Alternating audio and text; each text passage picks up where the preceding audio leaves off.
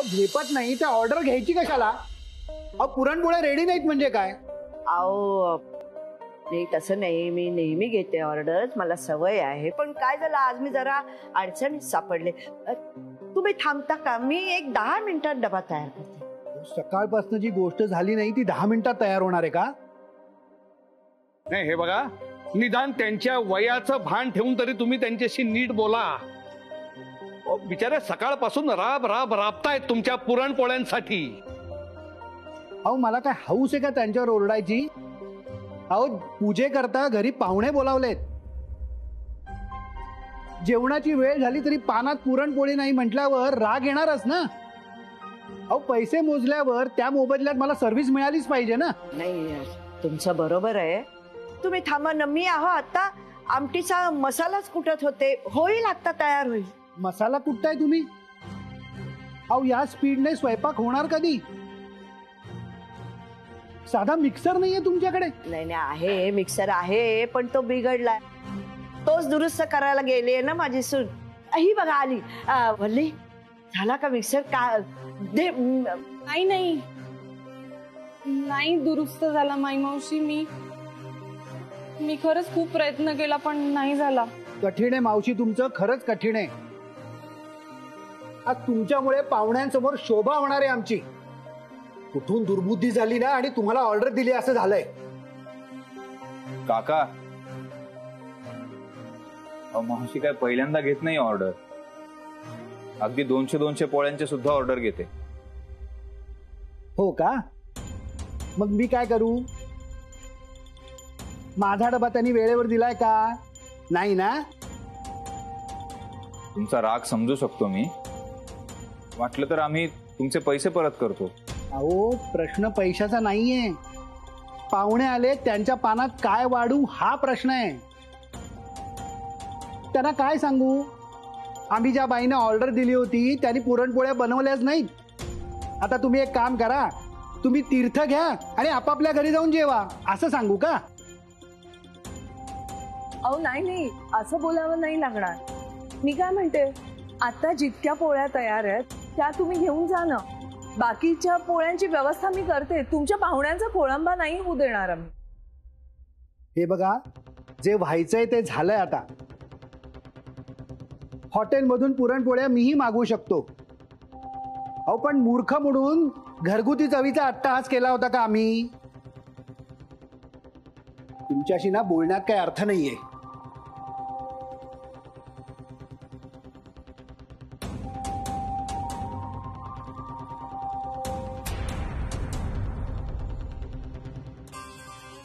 हे सगळं ना माझ्यामुळे झालंय. मला माहितीये, माझी नोकरी असती ना तर माई मावशीला काम पण करू दिलं नसतं. मी सरळ नवीन मिक्सर आणून दिला असतं त्यांना. पण नोकरी नाही आहे ना म्हणून हे सगळं करायला लागतंय. नोकरी करणारी सगळी माणसं जातात ना घराच्या बाहेर. आमच्यासारख्या अडाणी बायका सोडत बसतात सगळे प्रश्न. माई मावशी, मी ना तुम्हाला कोणासमोरही हात पसरून देणार नाही. आपण या सगळ्यात ना काहीतरी मार्ग काढूया. चला तुम्ही चला माझ्याबरोबर. चला.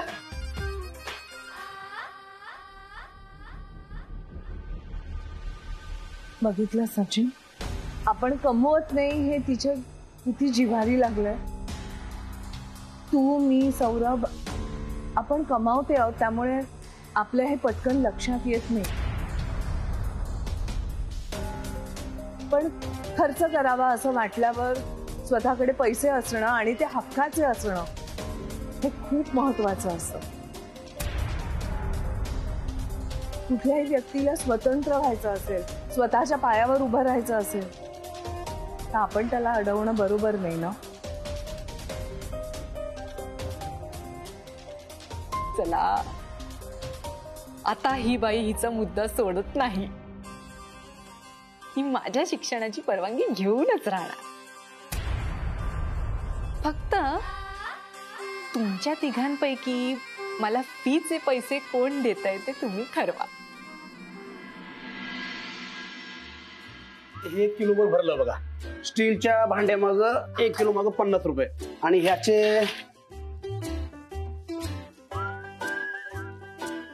अहो तुम्ही असा काटा धरला तर तो काटा त्या बाजूला जाणार कसा? चुकीचं आहे वजन. अहो, काय बोलताय ताई? अहो गेली 10 वर्ष धंदा करतोय मी. असं कुठं असतंय का? याचे बी 50 रुपये झाले बघा. स्टीलचे पण 50 आणि पितळेचे पण 50. हा ताई, तुम्हाला रेट नाही माहिती. त्या भंगारच्या सामानाचं असं असतंय बघा.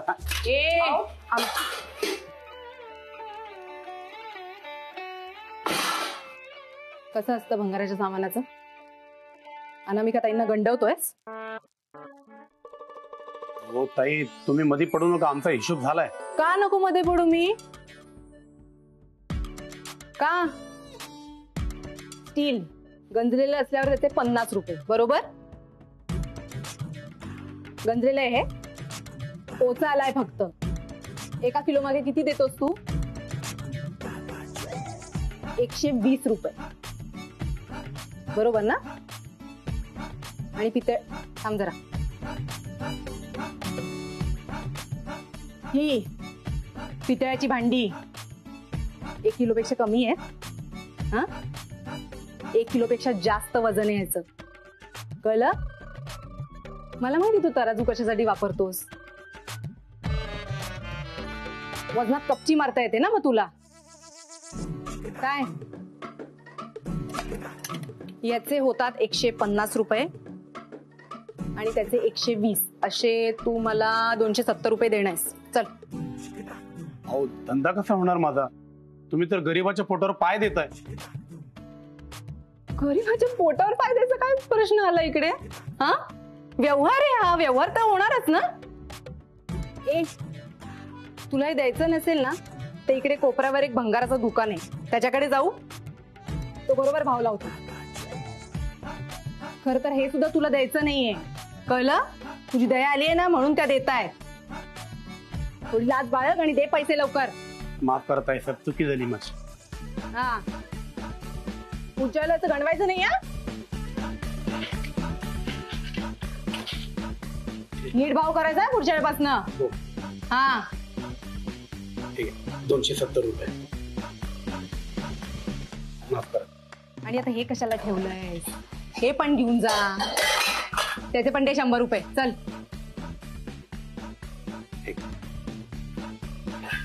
आणि लक्षात ठेव, होणाऱ्या जाऊबाईंचा चेहरा, कळलं का? गंडवायचं नाही पुढच्या वेळेला. वल्ली अगं, होणाऱ्या जाऊबाई म्हणजे घरातल्या बाईला नोकरी करायची परवानगी नाहीये, पण पैसे वाचवायची अक्कल आहे. हा,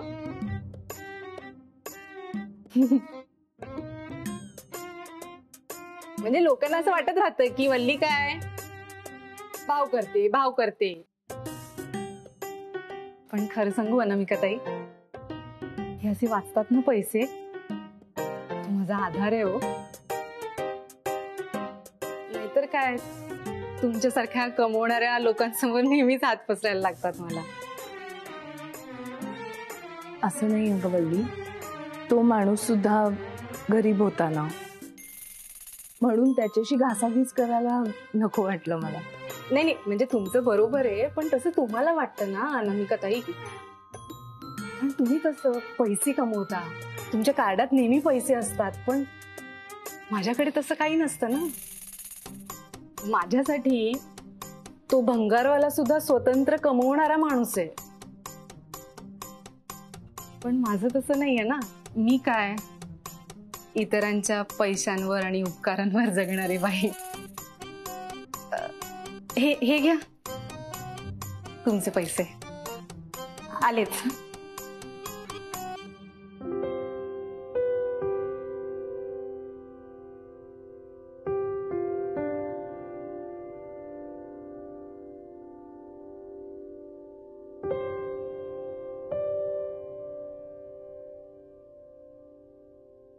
वल्ली काय म्हणतीये ना, त्याचा अर्थ आपण समजून घ्यायला हवा. सौरभ, तिला समजून घ्यायला हवं. न कमावणाऱ्या माणसाच्या मनात काय चाललंय हे आपल्यासारख्यांना नाही करणार सहजासहजी. तू पाहिलंस ना किती सहज तिने मला फसण्यापासून वाचवलं. तिला कळतो व्यवहार. वल्ली हुशार नाहीये असं मी म्हणतच नाही मिसना. मी इतकंच म्हणतोय की हा निर्णय सचिनला घेऊ दे. घेऊ दे ना, सचिनलाच घेऊ दे. पण तू सचिनला तर समजावू शकतोस ना. तू कोणालाही समजावू शकतोस. हीच वेळ आहे वल्लीच्या मागे ठामपणे उभं राहण्याची.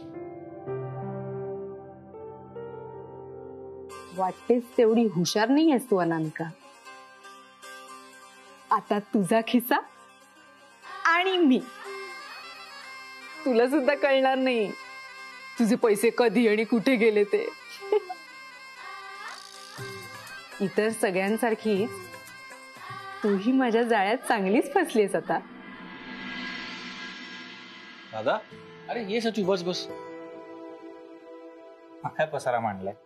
अरे मला एक फाईल हवी होती, मी ती शोधत होतो आणि ती फाईल शोधता शोधता वेगळ्याच गोष्टी सापडल्या.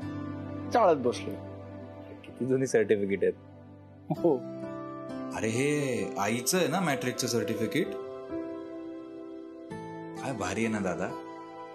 आईने त्या काळात लग्नानंतर मॅट्रिक कंप्लीट केलंय. आई हुशार होती पण हे श्रेय फक्त एकट्या आईचं नाही. म्हणजे हे श्रेय अण्णांचं पण. कारण त्यांनी तिची हुशारी ओळखली आणि लग्नानंतर तिला शिक्षण पूर्ण करण्यासाठी प्रोत्साहन दिले. ग्रेटच होते ना. कधी कधी मला वाटतं सचू, त्यांची मुलं म्हणून आपण कमी पडतो का रे? काय द्रष्टे होते अण्णा. त्या काळात त्यांच्या हे बरोबर लक्षात आलं होतं की घरची बाई सुखी असली, आनंदी असली की सगळं घर समाधानी असणार. वल्लीबद्दल बोलायचंय ना तुला?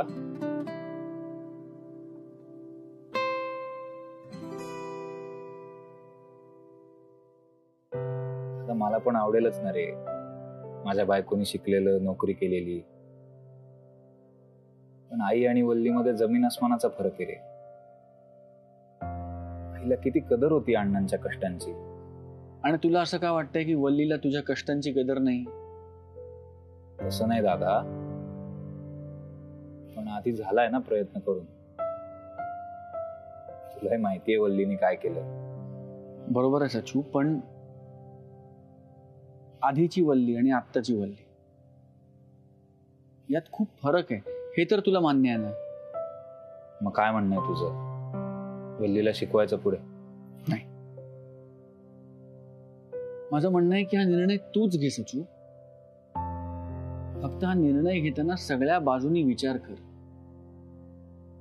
मन मोकळं ठेव आणि मग तुझा निर्णय घे. चला मंडळी, नाश्ता वाट बघतोय तुमची.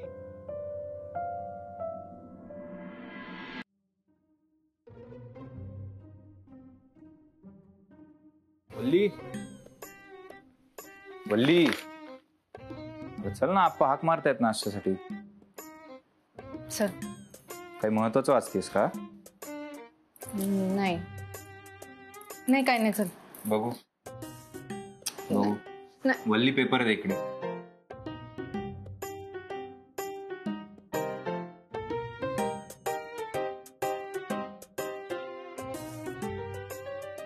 ही जाहिरात बघत होतीस?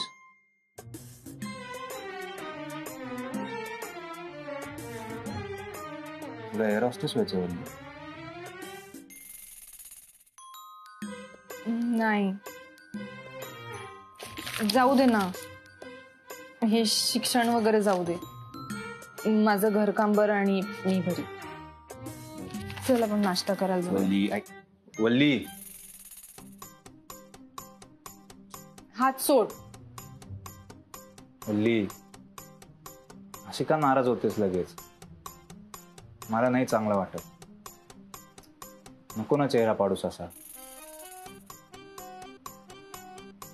ज्या बायका स्वप्न बघतात आणि ज्यांचे घरचे स्वप्न पूर्ण करण्याची परवानगी देत नाही ना, त्यांचा चेहरा असाच असतो.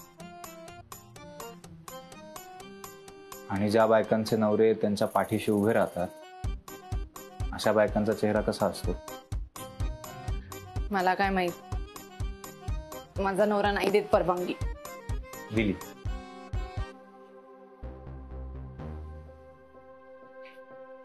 काय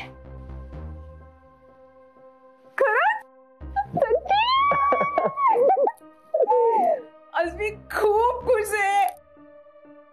माझं ना तुझ्यावर खूप प्रेम आहे. माझं पण खूप प्रेम आहे तुझ्यावर वल्ली. तू जर खरंच मन लावून पूर्ण करणार असशील ना शिक्षण, तर मी कायम तुझ्या सोबत आहे. वल्ली, ऐक ना. हा. ह्या कोर्सची फी खूप असेल ना? खर तर आहे, पण तू आता फार पैसे कमवत नाहीयेस ना, म्हणून तुला असं वाटतंय. तू काळजी करू नकोस. आता आपण एकमेकांबरोबर आहोत ना, आपण सगळं निभावून घेऊ. मला खात्री आहे. मी खूप खुश आहे. अरे, सोन्याचं अंड देणारी कोंबडी आली आपल्या घरात. त्या अनामिकाच्या हातात सतत पैसा खेळत असतो. मग ती तरी माझ्या कामी कधी येणार आहे?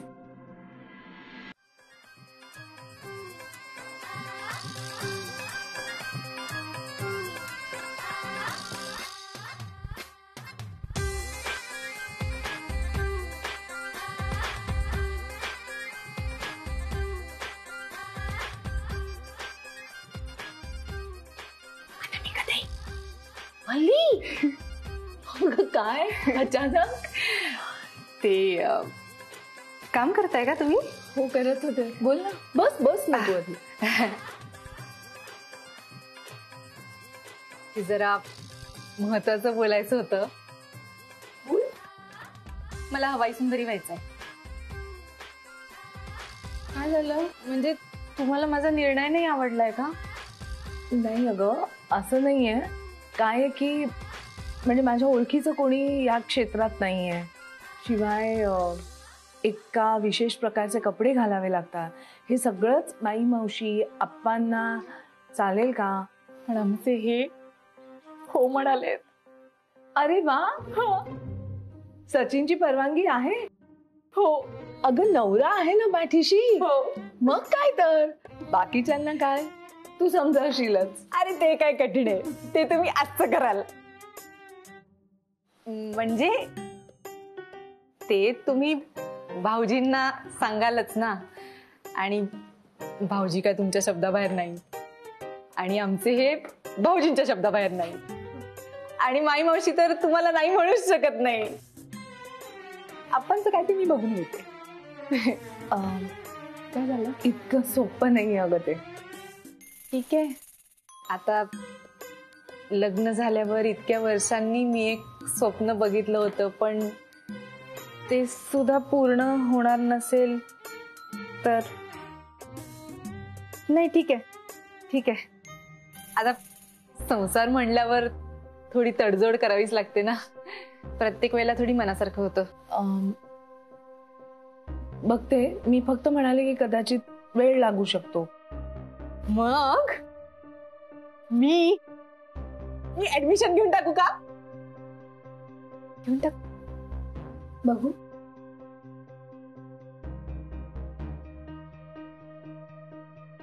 अगं वल्ले, कशी घेशील तू ऍडमिशन? पैसे तर नाहीयेत तुझ्याकडे. जाऊ दे. अनामिका ताई द्या. नाही, राहू दे. मी येते. हा, थांबवली. काय झालं? हे घे, हे घे. अहो, होणार जाऊ बाई. हे अगं, हे फक्त ऍडमिशन पुरते आहे. फीसचे आपण भरू नंतर. नाही नाही, मी नाही घेऊ शकत पैसे तुमच्याकडनं. वल्ली घे, आधी तू शिक तर खरं, मग तुला छान नोकरी लागू दे, तू पैसे कमाव, मग घेते हा परत याचा सकट. घे, नाही तर परत ठेवून दिली. लक्ष्मी आली. ही तर सुरुवात आहे होणार आहे जाऊबाई. आता तुझ्याकडून किती आणि कसे पैसे उकळते ना ही वल्ली, ते बघ.